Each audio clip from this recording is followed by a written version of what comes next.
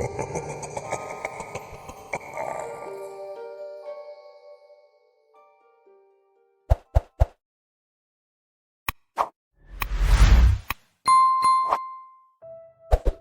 fluorescent lights buzzed above me, casting that sterile glow I'd grown accustomed to during my overnight shifts at Meridian Biological Research Facility. 3 months into this security technician job, and I still hadn't fully adjusted to the graveyard shift. The facility sat nestled between towering pine trees in northern Montana, about 40 miles from the nearest town, perfect for the kind of research that required privacy and isolation. My desk faced a wall of monitors displaying feeds from throughout the facility. Most screens showed empty corridors and darkened labs. Only a skeleton crew worked nights. Myself, 2 researchers in the East Wing, and Dr. Lawson, the night supervisor. The clock on my computer read 2:17 a.m., 4 more hours until my replacement arrived. I sipped lukewarm coffee from my thermos while completing my hourly log. Nothing unusual to report. The facility housed some of the most advanced biological research in the country, though my security clearance only granted me basic knowledge of what happened beyond the restricted areas. Something about accelerated cellular regeneration and experimental treatments for degenerative diseases. The first sign something was wrong came when my monitors flickered. Just a quick disruption, barely noticeable, but enough to make me set down my coffee. Electrical issues weren't uncommon. The remote location meant power fluctuations during storms, but the sky had been clear when I arrived for my shift. The overhead lights dimmed for 3 seconds before the facility plunged into darkness. Emergency lighting activated immediately, bathing everything in a red glow as the alarm system screeched to life. Emergency alert, biological outbreak detected. Containment protocols initiated. All personnel proceed to designated safety zones. The automated voice repeated this message as I scrambled to access the security override panel. My heart pounded against my ribs. We ran monthly drills, but this wasn't scheduled. I keyed in my access code to check the alert's origin. Security breach detected in Laboratory 7, Containment Wing B, Laboratory 7. The high security lab where access required clearance levels well above mine. I grabbed my radio. This is Thompson at Security Station 4. Can anyone confirm status of the alert in Lab 7? Static answered. I tried each emergency channel, receiving nothing but the same electronic hiss. Dr. Lawson, Rodriguez, anyone copy? More static. Protocol dictated. I remain at my station during an emergency, monitoring systems and coordinating evacuation. But with communications down and no way to verify the nature of the threat, I faced a decision: stay put or investigate. The facility's backup generator should have kicked in by now, restoring primary systems. The continued emergency lighting suggested something had compromised the power infrastructure. I grabbed my security tablet, flashlight, and keycard. Against better judgment, I decided to check the nearest security station for any colleagues. The hallway outside my office stretched before me, emergency lights casting long shadows that seemed to writhe along the walls. The research wing should have housed 2 scientists tonight, Dr. Yamada and his assistant Kramer. Their lab was 3 corridors east of my station. I moved cautiously, the alarm's wail becoming background noise as I focused on each intersection and doorway. Something felt wrong about the facility's layout. I'd walked these hallways hundreds of times during my employment, but now distances seemed altered. A corridor that should have taken 30 seconds to traverse stretched on for minutes. The emergency lighting didn't help, transforming familiar territory into something alien. The temperature fluctuated noticeably as I approached the research wing. Cold spots gave way to pockets of humid warmth. A peculiar odor permeated the air. Organic and slightly sweet, like overripe fruit mixed with copper. The door to Dr. Yamada's lab stood ajar, light spilling into the hallway. I approached cautiously, calling out before entering. Dr. Yamada, Kramer, security check. Silence. I pushed the door open with my flashlight. The lab appeared untouched at first glance. Computer screens displayed active research data. Coffee steamed in a mug on the desk. A notepad contained observations timestamped just 20 minutes ago, but no personnel. A tapping sound drew my attention to the far corner where a tablet had fallen to the floor, its screen cracked but still cycling through security notifications. I picked it up, noticing a smear of something dark and viscous on its surface. Not blood, too thick and slightly iridescent under the light. The staff directory on my security tablet indicated 8 personnel should be on site tonight.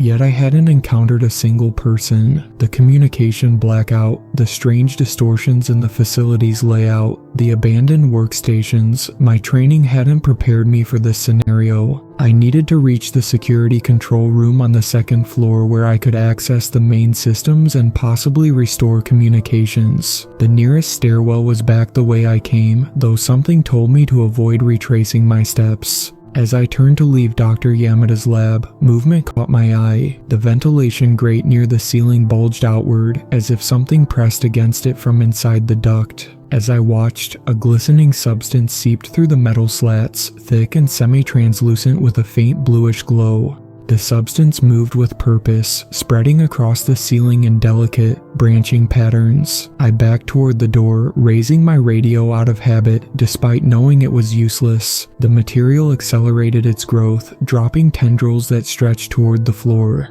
I fled the lab, sealing the door behind me. My breathing came in ragged gasps as I fought to maintain composure. Whatever that substance was, it hadn't been present when I passed through this section earlier. It was spreading. The route to the stairwell now seemed longer, corridors stretching beyond what architectural plans allowed. I passed the break room and glimpsed personal items scattered about. A jacket draped over a chair, a phone on the table mid-text, keys beside an open purse, signs of hasty departure or something worse. The stairwell door featured an emergency exit only sign, though such restrictions meant nothing now. As I pushed it open, a blast of cold air hit my face. The temperature difference between floors felt extreme, like stepping from summer into winter. Halfway up the stairs, I froze at the sound of movement above. Something scraped against metal, followed by a wet, sliding noise. I doused my flashlight, pressing against the wall as I listened.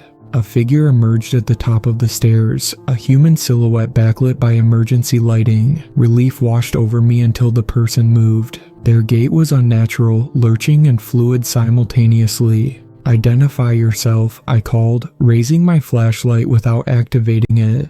The figure stopped. Then, with unsettling speed, it rotated its entire upper body without moving its legs. The face that caught the red emergency light belonged to Rodriguez, one of our security team. But something was terribly wrong. His skin rippled like liquid, eyes clouded with the same iridescent material I'd seen in the lab. "Thompson," he said, his voice normal except for a slight echo quality. "You need to join." His words dissolved into a gurgling sound as his face contorted. I backed down the stairs as Rodriguez advanced, his movements becoming more fluid, less human with each step. His uniform tore as his shoulders expanded and contracted in impossible ways. When he lunged, I didn't hesitate. I slammed through the door on the lower landing, sealing it behind me. This part of the facility wasn't on my regular patrol route. Signage indicated I was near the administrative section, offices for research directors and project managers. Most doors were locked, but one yielded to my security keycard. The office of Dr. Eleanor Wright, research director. Her computer required credentials I didn't possess, but physical files filled a cabinet against the wall. Some bore classification markings well above my clearance. Under normal circumstances, accessing these documents would cost me my job. Now, it might save my life. The first folder contained standard research protocols, nothing revealing. The second detailed staff credentials and security measures. But the third, marked Project Ascension, classified Level 5, contained information that turned my blood cold. The documents revealed Meridian wasn't merely researching cellular regeneration. 6 months ago, a meteorite recovery team had discovered unknown biological material in the impact crater. Initial analysis suggested the material possessed remarkable adaptive properties. It could incorporate genetic information from organisms it contacted, modifying itself to interface with terrestrial biology. Further pages documented the progression of experiments. The research team had exposed the material to various cell cultures, observing its behavior. It demonstrated intelligence, manipulating its surroundings and displaying goal-oriented behavior despite lacking conventional neural structures. Most disturbing were the notes from 3 weeks ago. The organism had escaped containment once before, a minor breach, quickly contained, but not before it had incorporated genetic material from one researcher. The exposed staff member showed no symptoms and tested negative for contamination after 7 days of quarantine. The organization had classified the incident as resolved, yet Dr. Wright's personal notes expressed concern that the organism might have gone dormant rather than been eliminated. She theorized it possessed the ability to mask its presence, adapting to avoid detection. A final page, dated yesterday, contained a single line in hurried handwriting. "It's been waiting, learning, adapting, God help us." The implications sank in as I stared at the emergency alert still flashing on my tablet. This wasn't a simple containment breach. Whatever they had found was loose in the facility, and based on Rodriguez's condition, it was assimilating the staff. I needed to establish contact with the outside world. The main communications center was 2 floors up, but Rodriguez blocked that route. The auxiliary comm station in the East Wing presented my best option, though reaching it meant traversing sections of the facility that might already be compromised. As I stepped into the hallway, my tablet chirped. The communications system had partially reactivated. A message appeared. "To all Meridian personnel, emergency extraction teams are en route. Maintain position and avoid contact with contaminated individuals. Estimated arrival 45 minutes. The sender was listed as External Oversight Division, a department I'd never heard of despite my security clearance. I sent a reply. "This is Thompson, Night Security, located near administrative offices. Multiple personnel missing or compromised. Request immediate guidance." The response came quickly. "Maintain position, Thompson. Do not attempt to engage contaminated personnel. Await extraction." Something felt wrong about the exchange. How did they know about contaminated personnel when I'd only just discovered Rodriguez's condition? And why instruct me to wait rather than proceed to a designated evacuation point? I typed, "What is the nature of the contamination? How do I identify infected individuals?" The reply chilled me. "You've already seen it, Thompson. Remember your training." I'd received no training for biological containment breaches beyond basic evacuation protocols. Whoever sent these messages knew more than they should, or wasn't who they claimed to be. The decision made itself. I couldn't stay put, and I couldn't trust these communications. I needed supplies and better information before the extraction team arrived. The supply closet near the security office contained emergency kits with respirators, gloves, and basic medical supplies. Not proper containment gear, but better than nothing. I retraced my steps carefully, avoiding the stairwell where I'd encountered Rodriguez. The corridors seemed even more distorted now. Distances expanded and contracted unpredictably. Twice I found myself returning to intersections I'd already passed, despite maintaining a straight path. The facility's very architecture seemed compromised. I found the supply closet, thankfully untouched, and equipped myself with a respirator, gloves, and a security baton. As I adjusted the mask, a voice called from behind me, "Thompson, is that you?" I spun to find Kramer, Dr. Yamada's research assistant, standing in the doorway. Unlike Rodriguez, she appeared normal, disheveled and frightened, but human. "Kramer, what happened? Where's everyone else?" She pulled me into the corridor, checking both directions before speaking. "Most of the night staff is gone. When the alert sounded, Yamada told me to run. He said something had breached containment in the lower labs." Her voice trembled. "I saw Russell from maintenance. It took him, his skin just..." She struggled for words. "It moved like it wasn't solid anymore." "I saw Rodriguez, same thing," I said. "The organism from the meteorite, right?" Her eyes widened. "How do you know about that?" "Found files in Dr. Wright's office. What else do you know?" Kramer hesitated before responding. I wasn't supposed to be involved with that research. Yamada kept me working on the public-facing projects, but I saw things, data that didn't make sense for conventional cellular studies. She lowered her voice. This organism, it doesn't just copy DNA, it integrates consciousness. The people it takes, they're still in there in some form. That's what makes it so dangerous. It doesn't just mimic, it absorbs. Is there any way to stop it? Vulnerabilities. Extreme heat seems to slow it down. The containment units kept samples at near freezing to study them safely, but when they tried to destroy samples, they used incineration. She paused. There's an emergency protocol, Purge Protocol Omega. It would superheat the entire facility, sterilizing everything inside. How do we activate it? The main security center or Dr. Lawson's office, but we'd need his credentials. A plan began forming. We could reach Dr. Lawson's office through the maintenance tunnels, avoiding the main corridors where the organism seemed most active. If we found his credentials, we could activate the Purge protocol and escape through the emergency exit in the loading bay. What about the extraction team? I asked, showing Kramer the messages. She read them, her expression darkening. Thompson, Meridian doesn't have an external oversight division, and look at the response times. Immediate, too immediate. You think it's the organism? Can it do that? It's been integrating with our systems for hours. It's in the facility infrastructure now. Lights, climate control, maybe communications. It's using the staff's knowledge. The implication was clear. The messages were a trap to keep us in place until we could be assimilated. We gathered additional supplies, light sources, a tablet with facility schematics, and two-way radios that operated on a closed system separate from the main communications network. Our best chance was moving quickly and staying ahead of whatever the organism had become. The maintenance access point was located behind a service panel near the loading dock. As we made our way there, the facility's transformation became increasingly apparent. Walls glistened with a thin film of the iridescent substance. Lighting fixtures pulsed in patterns that seemed almost circulatory. The air grew thick and humid, carrying that same sweet metallic odor I'd noticed earlier, but stronger. It's reshaping the environment, Kramer whispered, making it hospitable for itself. We passed the central laboratory where the main research took place. Through the observation window, I glimpsed a horrifying transformation.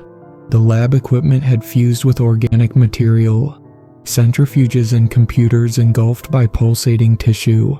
In the center, a structure resembled a grotesque heart the size of a refrigerator, beating slowly while tendrils extended from it to various points around the room. That's where it's centralizing, Kramer said. It's building something. A nest. More like a hub, a central nervous system. We hurried past, reaching the loading dock without encountering any transformed personnel. The service panel required a maintenance key, which we lacked.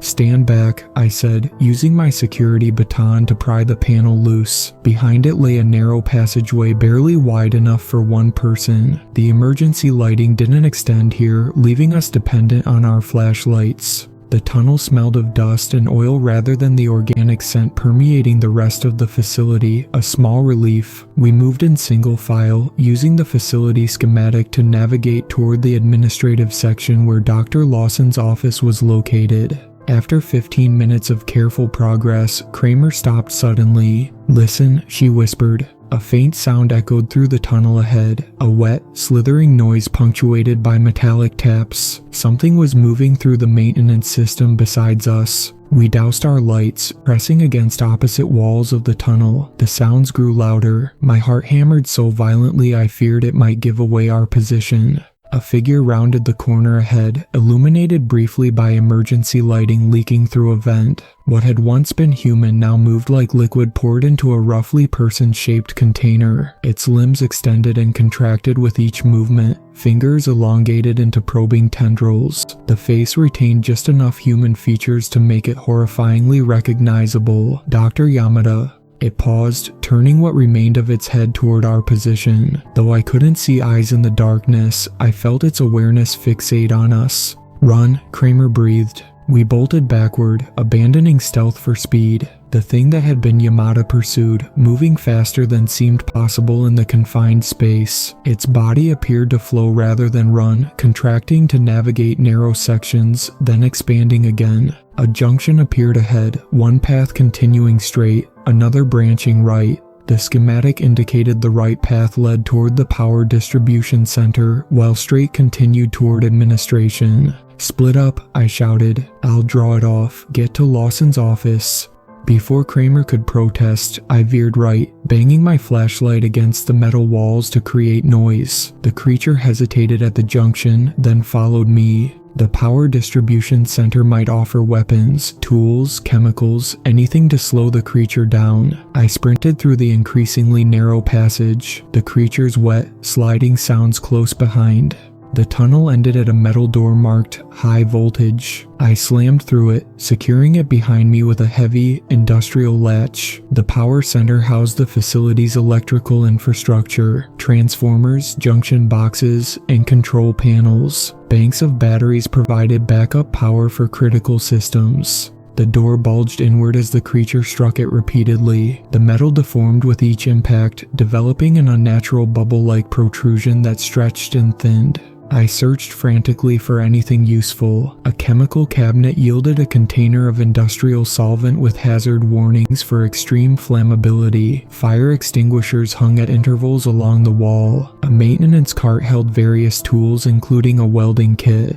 The door's distortion reached a critical point as I assembled my defense. A section liquefied, flowing inward like mercury. The substance reformed into a probing tendril that tested the air before withdrawing. Next came a larger portion, an approximation of a human head and shoulders pushing through the opening. I activated the welding torch, adjusting it to its hottest setting. The creature recoiled from the intense heat but continued its advance. When half its mass had squeezed through the door, I sprayed the solvent across its surface and touched the torch to the chemical. The creature erupted in blue-white flames, emitting a high-pitched keening that bore no resemblance to human screaming. It thrashed wildly, slamming against equipment and walls. Burning pieces separated from the main mass, each moving independently like globules of burning oil. I retreated toward the far exit, grabbing a fire extinguisher as the flames spread to nearby cable housings. Alarms blared as electrical systems shorted out. The burning creature continued its advance despite significant portions of its mass being consumed by fire. The far door opened to a corridor I recognized. We were near the administrative offices. I needed to reach Kramer at Dr. Lawson's office before the creature recovered or the fire spread beyond control. The administrative wing showed signs of the organism's influence, but remained less transformed than other areas. I found Dr. Lawson's office door ajar, Kramer inside at his computer terminal. "Thompson," relief flooded her face. I thought, no time. I set one of them on fire in the power center. It slowed it down but didn't stop it. "Did you find the credentials?" She nodded, pointing to the screen where a security interface displayed the purge protocol options. Lawson's keycard was in his desk. "I've accessed the protocol, but there's a problem." She indicated a warning message. "The system requires authorization from a secondary source, either Dr. Wright or the security chief. It's a failsafe." "Where's the security office?" "East Wing, first floor, but the system shows it's heavily compromised. The organism concentration there is highest according to environmental sensors." I checked my watch. 30 minutes had passed since the extraction team message. If it was legitimate, they'd arrive soon. If not, "We need to reach the emergency exit in the loading bay," I said. "Get clear of the facility, then contact actual authorities." "We can't leave." Kramer's voice rose. "This thing, if it escapes the facility, you saw how it spreads, how it adapts. It could reach the town within days. What choice do we have? We can't activate the purge protocol." Kramer's expression changed, a calm determination replacing fear. "There's another way. The primary coolant system for the lower labs runs beneath us. If we can rupture it and ignite the chemicals, it would create enough heat to sterilize at least the central portion of the facility. That would trigger a cascading system failure. The whole place would go up."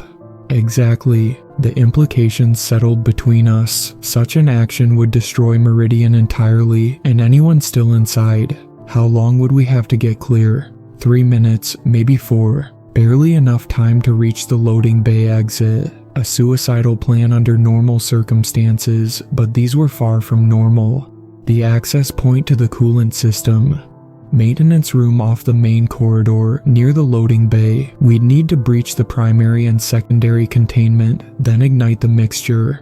I nodded, checking my stolen keycard against her schematics to confirm it would grant access. As we prepared to leave Dr. Lawson's office, a familiar voice called from the doorway. "That won't be necessary, Thompson." Dr. Lawson stood there, immaculate in his lab coat, not a hair out of place, too perfect, too clean amid the chaos. "Step away from the computer, both of you." Kramer tensed beside me. "You're not Dr. Lawson." His smile remained fixed, unnatural. "Not entirely, no, but I retain his knowledge, his memories, his understanding of what's happening here."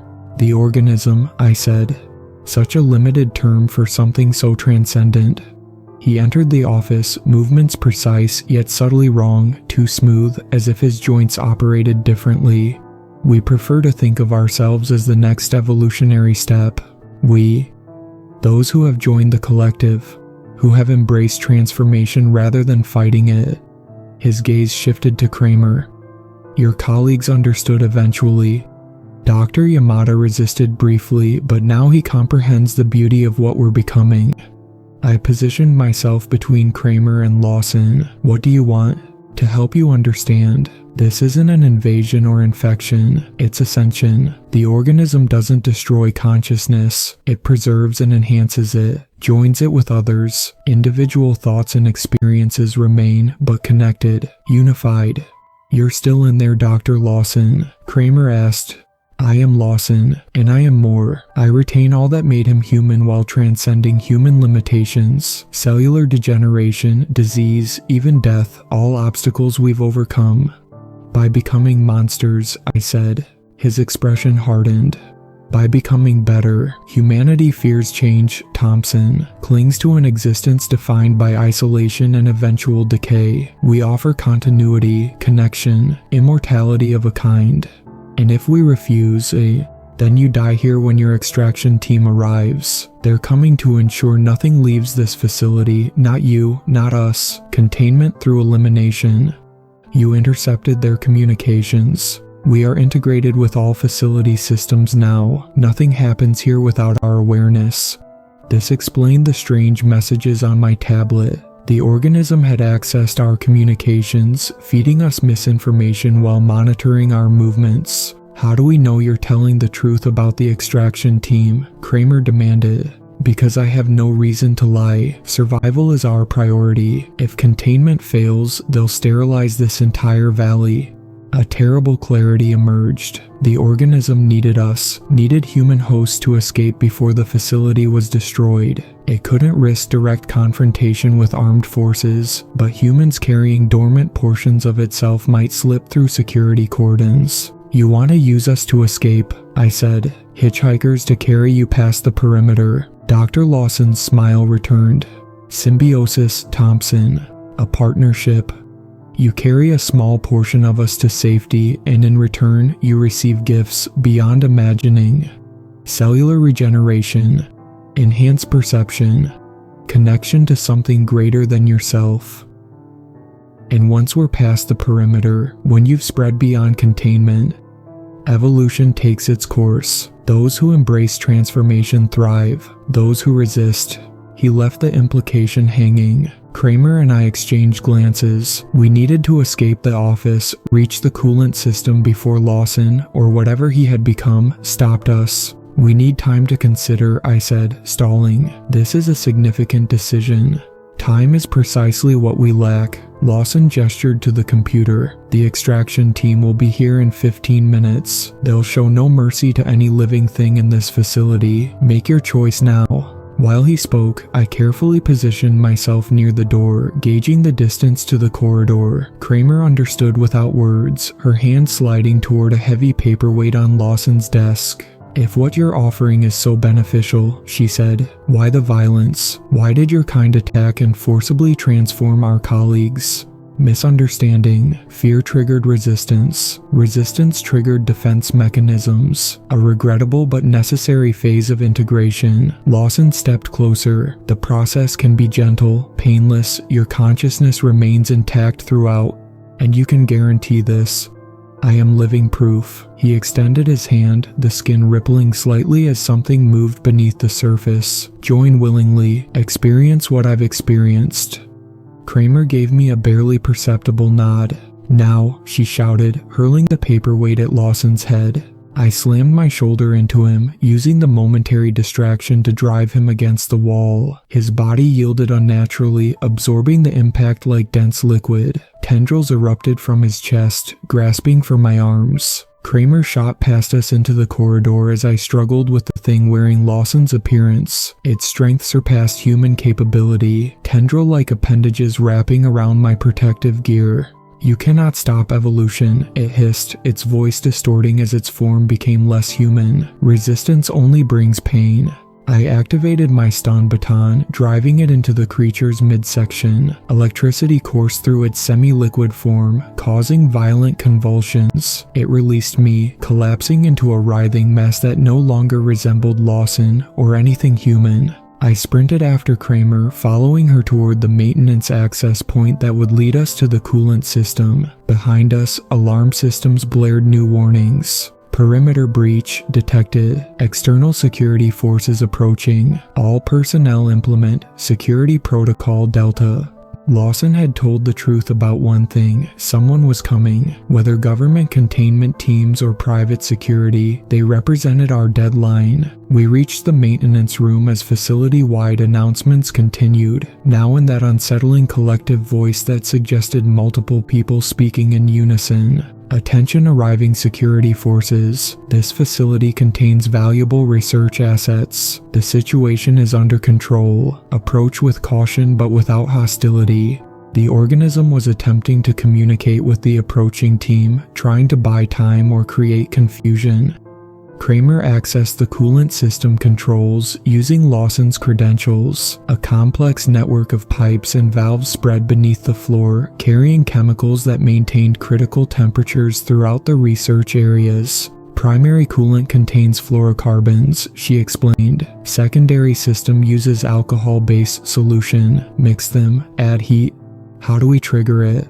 She pointed to heavy valve wheels controlling flow between systems. "We open these in sequence, creating a mixing chamber here." She indicated a junction. "Then we need an ignition source."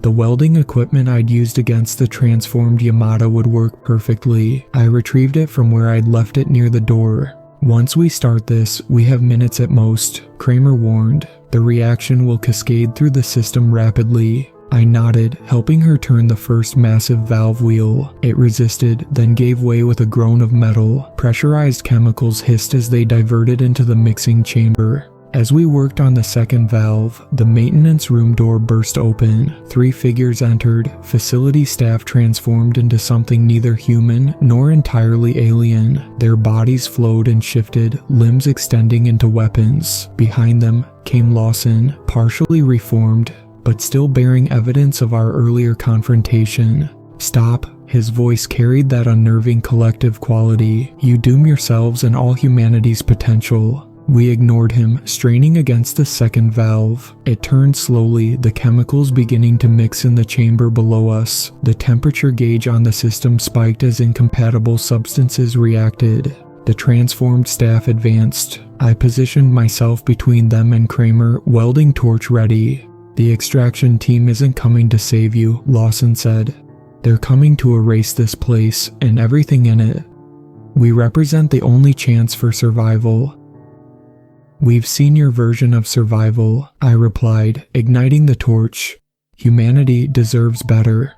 The closest creature lunged. I swept the torch in an arc, forcing it back. The flame's intense heat created a momentary barrier they seemed unwilling to cross. "Ready," Kramer called. The mixing chamber pressure gauge had reached critical levels. All we needed was ignition. I backed toward her, maintaining the flame barrier between us and the transformed staff. They circled warily, probing for weaknesses in our defense. "We need to trigger it and run," I said. "Loading bay exit is our only chance."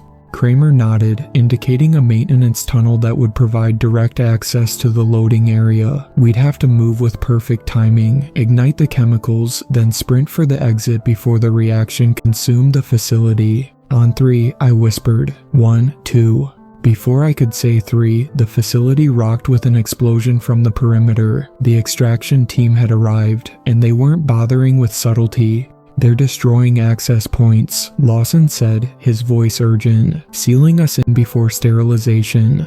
Another explosion shook the building, closer this time. Our window for escape was closing rapidly. "Now," I shouted, thrusting the torch into the access port of the mixing chamber. The reaction was immediate and violent. Blue-white flames erupted from the chamber, racing through the coolant system in all directions. Temperature alarms screamed throughout the facility as the fire spread. Lawson and the transformed staff retreated from the growing inferno. We didn't wait to see more, diving into the maintenance tunnel as the first secondary explosions began. The tunnel trembled as we crawled desperately toward the loading bay. Heat built behind us, metal groaning as it expanded and warped. We emerged into the loading area just as the facility's structural integrity began to fail. The bay door stood partially open, just enough space for us to squeeze through. Outside, dawn tinged the sky with pale light, illuminating the forest surrounding the facility. In the distance, black helicopters approached, their silhouettes stark against the brightening sky. We sprinted for the tree line as Meridian Research Facility collapsed behind us. The coolant system reaction had triggered a cascading failure, consuming the building and everything inside it,